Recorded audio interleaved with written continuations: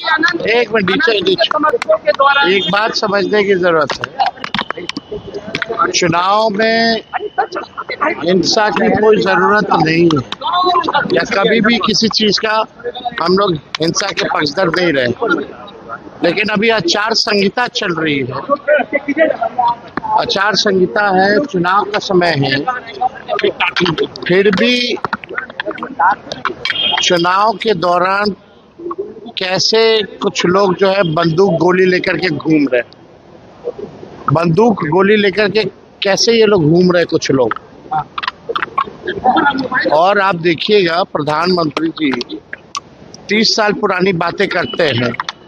30 minute पहले क्या हुआ, आज एक एएसआई की सिवान में गला रेत करके मार दिया गया और दुलार चंद यादव जी की हत्या मोकामा में कर दी गई।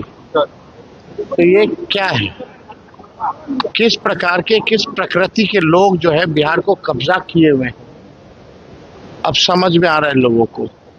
प्रधानमंत्री को आंख खोल करके ये चीजें देखनी चाहिए कि लोगों के बौखलाहट, हार का जो बौखलाहट है अब सबके सामने आ गया।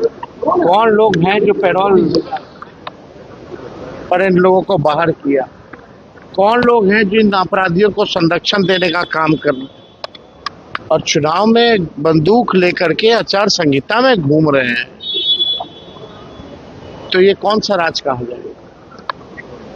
ये लोग हार के बौखलाहट से डरे हुए हैं। बिहार की जनता जो है करारा जवाब इन लोगों को देगी। और किन किन प्रकृति के लोगों ने बिहार पर कब्जा रखा है, कभी 200 राउंड गोलियां चलाते हैं, कुछ नहीं होता, कभी चुनाव के दौरान हत्या हो जाती है, कुछ नहीं होता। आप समझ जाइए कि शासन प्रशासन में जितने लोग बैठे हैं केवल अपराधी को संरक्षण देने के लिए बैठे हैं और अपने कुर्सी को बचाने के लिए इन लोगों को अपराधी को संरक्षण दे रहे हैं, केवल कुर्सी बचाने के लिए। प्रधानमंत्री कह रहे हैं कि आप भ्रष्टाचारी है और वादों का पिटारा खोल दिया है। राहुल गांधी और आसान चलेगा, ये उन्होंने आज कहा। वादा नहीं, प्रण है भैया। प्रधानमंत्री जी को थोड़ा पढ़ लेना चाहिए। प्रण है, प्रण। और प्रण को प्राण दिछावर करके भी इसके प्रण को पूरा करेंगे। चुनाव में जुमलाबाजी नहीं करता है तेजस्वी, जो कहा वो किया, जो कह रहा है करेगा।